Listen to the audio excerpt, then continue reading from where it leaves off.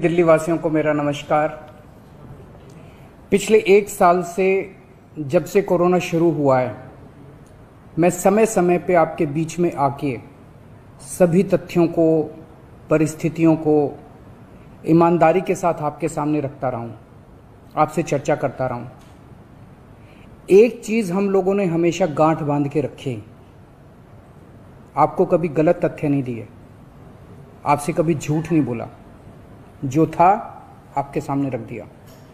अगर स्थिति अच्छी थी तो भी आपको बताया, स्थिति खराब थी तो भी आपको हमने ईमानदारी से बताया, क्योंकि हम पहले दिन से समझ गए थे कि ये इतनी बड़ी आपदा है कि आपके साथ के बिना, जनता के साथ के बिना अकेले इस आपदा से सरकार सामना नहीं कर सकती।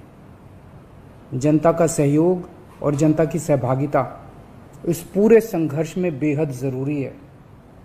और जब तक जनता को सच नहीं बताया जाएगा, सारे तथ्य जनता के सामने नहीं रखे जाएंगे, तब तक जनता की भागीदारी सुनिश्चित करना असंभव था। इसीलिए हमने हर चीज आपके सामने रखी। हमने टेस्ट नहीं कम होने दिए। आज दिल्ली के अंदर सबसे ज्यादा टेस्ट हो रहे हैं। मैं तो ये कहूंगा कि अगर प्रति 10 लाख की पॉपुलेशन पे देखा जाए तो शायद पूरी दुनिया में सबसे ज्यादा टेस्ट दिल्ली में हो रहे हैं। मैंने देखा कि कई जगहों पे उन्होंने टेस्ट कम कर दिए। टेस्ट कम कर दिए तो केस कम आने लग गए। इस तरह से तथ्यों के साथ कई जगह हेरफेर करने की कोशिश की गई। हमने ऐसा नहीं किया। हमने टेस्ट कम नहीं किए, उल्टे कम करने की वजह हमने दिल्ली में टेस्ट कई गुने बढ़ा दिए। आज लगभग 1 लाख टेस्ट दिल्ली में डेली हो रहे हैं। हमने मौत के आंकड़े आपसे नहीं छुपाए। जितनी मौतें होती थी हमने सब आपके सामने रखी, ईमानदारी से रखी।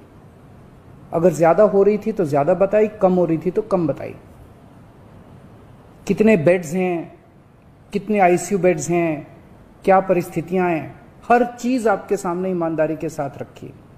और इसी वजह से जब भी हमने कड़े निर्णय लिए, हमें आपका पूरा सहयोग मिला, दिल्ली की जनता का पूरा सहयोग मिला। मैं हमेशा कहता हूं कि हमारी दिल्ली एक परिवार है। दिल्ली के 2 करोड़ लोग एक परिवार हैं। और जब परिवार में कोई आपदा आती है तो सारे परिवार के लोग मिलकर उसका सामना करते हैं। अब भी हम सभी मिलकर इसका सामना करेंगे। पहले भी जीत हुई थी, अब भी जीत होगी।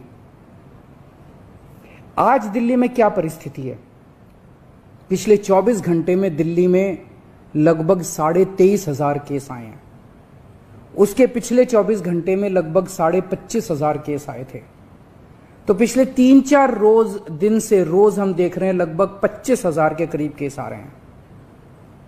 पॉजिटिविटी बहुत ज्यादा बढ़ गई है, संक्रमण दर बहुत ज्यादा बढ़ गई है।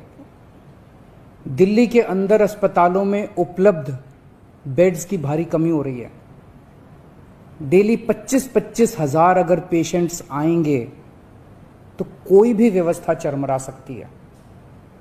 दिल्ली के अंदर बेड्स की भारी कमी हो रही है। आईसीयू बेड्स दिल्ली में लगभग खत्म हो गए हैं। आज सुबह मैं ऐप पे देख रहा था 100 से भी कम आईसीयू बेड्स दिल्ली में बचे हैं। ऑक्सीजन की भारी कमी हो रही है।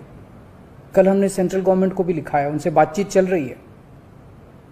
परसों रात को एक हादसा होते होते बचा। एक प्राइवेट हॉस्पिटल ने हमें बताया कि परसों रात को 3 बजे के करीब उनके अस्पताल की ऑक्सीजन लगभग खत्म हो गई। वो बोले जी हम तो बहुत बुरी तरह से डर गए, बहुत बड़ा हादसा हो सकता था। इधर उधर हाथ पैर मार के किसी तरह से उन्होंने कहीं से ऑक्सीजन का इंतजाम किया। दवाइयों की कमी हो रही है, रेमडेसिविर दवाई की खासकर काफी कमी हो रही है। ये सारे तथ्य मैंने आपको डराने के लिए नहीं बताए। ये सारी परिस्थिति है और इन परिस्थितियों में हमें अब अगला कदम क्या उठाना है, इस पे चर्चा करने के लिए मैंने आपको ये परिस्थिति बताई है। तो दिल्ली के अंदर कोरोना की परिस्थिति काफी गंभीर है। अभी तक हमने दिल्ली के अंदर हेल्थ सिस्टम को बड़े अच्छे तरीके से मैनेज किया। दिल्ली में 4थी वेव आई है। पहली वेव पिछले साल जून में आई थी जिसमें 4,500 के करीब केस आए थे। दूसरी वेव आई फिर सितंबर में, फिर तीसरी वेव आई जिसमें 8,500 के करीब केस आए थे। दुनिया के कई शहर ऐसे हैं, बड़े बड़े देशों के, विकसित देशों के शहर, जहां 6,000 केस आए तो उनका पूरा हेल्थ सिस्टम चरमरा गया, कोलैप्स कर गया। दिल्ली में 8,500 केस आए पिछली बार तीसरी वेव में, तब भी हमारा सिस्टम कोलैप्स नहीं किया, उल्टे हमने और ज्यादा अपनी तैयारियां शुरू कर दी। आज 25,000 केस आए हैं। अब दिल्ली का हेल्थ सिस्टम अपनी सीमा तक पहुंच गया है। हमारा हेल्थ सिस्टम अब बहुत ज़्यादा तनाव में है। मैं ये नहीं कहूँगा कि हमारा हेल्थ सिस्टम अभी कोलैप्स किया है, लेकिन आज हमारा हेल्थ सिस्टम बहुत ज़्यादा तनाव में है। किसी भी हेल्थ सिस्टम की अपनी सीमाएं होती हैं। अनगिनत पेशेंट्स तो कोई भी सिस्टम नहीं ले सकता ना। किसी भी सिस्टम की अपनी सीमाएं हैं। पिछले 5 साल में आपकी सरकार ने दिल्ली में बहुत बड़े स्तर पे स्वास्थ्य के क्षेत्र में काम किया है। खूब नए हॉस्पिटल खोले हैं, मोहल्ला क्लिनिक, पॉली क्लिनिक बनाए हैं। बहुत बड़े स्तर के ऊपर स्वास्थ्य के क्षेत्र में काम हुआ है। यही कारण है कि आज 25,000 केस के ऊपर भी दिल्ली का सिस्टम चल रहा है। लेकिन अब इसके बाद अगर तुरंत कुछ कठोर कदम नहीं उठाए गए तो यह सिस्टम कोलैप्स कर सकता है। और अगर हेल्थ सिस्टम कोलैप्स कर गया तो मुझे डर है कहीं बहुत बड़ी त्रासदी ना हो जाए। जैसे मैंने बताया कि कल एक अस्पताल में ऑक्सीजन बिल्कुल खत्म हो गई थी और बहुत बड़ी त्रासदी होते होते बची। मैंने वीडियोस देखे हैं, तस्वीरें देखी हैं, आपने भी देखी होंगी सोशल मीडिया पे। दुनिया के कई शहर ऐसे हैं जहां कॉरिडोर में पेशेंट्स पड़े हुए हैं, सड़कों के ऊपर लोग दम तोड़ रहे हैं। अभी तक हमने दिल्ली को उस किस्म की त्रासदी से बचाया है, वैसा नहीं होने दिया। आज सुबह 11 बजे मेरी और एलजी साहब की मीटिंग हुई और इन सारे पहलुओं के ऊपर, सारी परिस्थिति के ऊपर काफ़ी विस्तार से बातचीत हुई। और उस बातचीत के बाद हमें ये लगा कि दिल्ली का हेल्थ सिस्टम बड़ी मात्रा में और अधिक पेशेंट्स अब लेने में असमर्थ है। अगर हमने अभी लॉकडाउन नहीं लगाया तो कहीं ऐसा ना हो कि बड़ी त्रासदी हो जाए। हम किसी भी हालत में दिल्ली को उस परिस्थिति में नहीं ले जाना चाहते जहां कॉरिडोर के अंदर पेशेंट्स पड़े हैं, सड़कों पे लोग दम तोड़ रहे हैं। आज सभी परिस्थितियों का जायजा लेने के बाद आपकी सरकार को यह लगता है कि दिल्ली में कुछ दिन के लिए लॉकडाउन लगाना जरूरी है।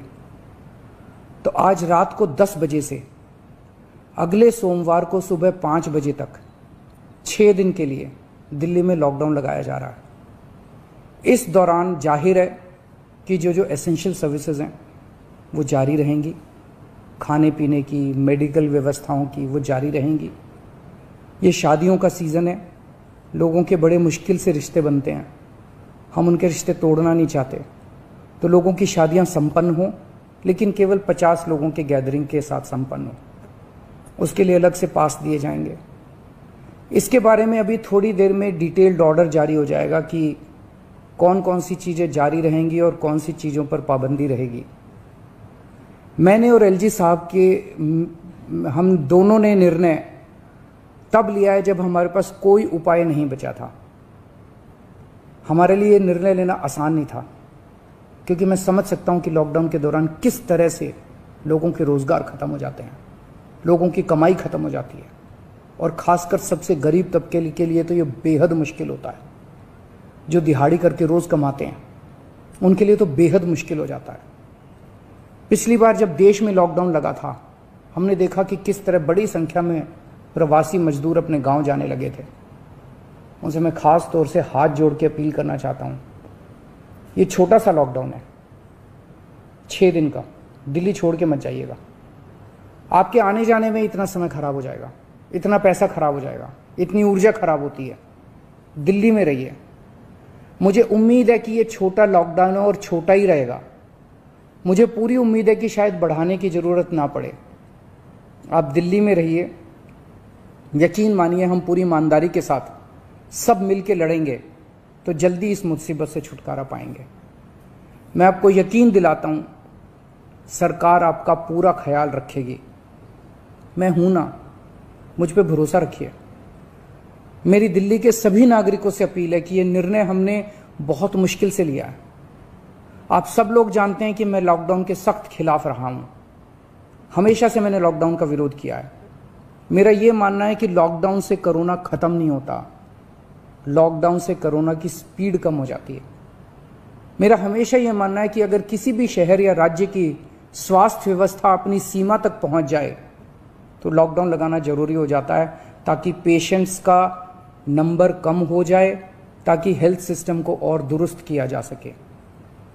ये जो 6 दिन का लॉकडाउन हम लगा रहे हैं, ये जो 6 दिन हम ले रहे हैं आपसे, इन 6 दिनों के अंदर हम बहुत बड़े स्तर के ऊपर और दिल्ली में बेड्स की व्यवस्था करेंगे। केंद्र से हम मदद मांग रहे हैं, उनसे लगातार संपर्क में हैं। केंद्र सरकार हमारी मदद भी कर रही है, उसके लिए हम केंद्र सरकार के शुक्रगुजार हैं। उनसे ऑक्सीजन की व्यवस्था करेंगे, दवाइयों की व्यवस्था करेंगे। इस लॉकडाउन के समय को हम इन सब चीज़ों के लिए इस्तेमाल करेंगे। मेरी अब सब लोगों से गुजारिश है कि लॉकडाउन का पूरी तरह से पालन करें, घर से बाहर इस दौरान ना निकलें। पहले भी हमने कई कठिन निर्णय लिए और आपने मेरा पूरा साथ दिया। मुझे पूरी उम्मीद है आज भी आप मेरा साथ देंगे। हम मिलके इसका मुकाबला करेंगे और ज़रूर जीतेंगे। नमस्कार।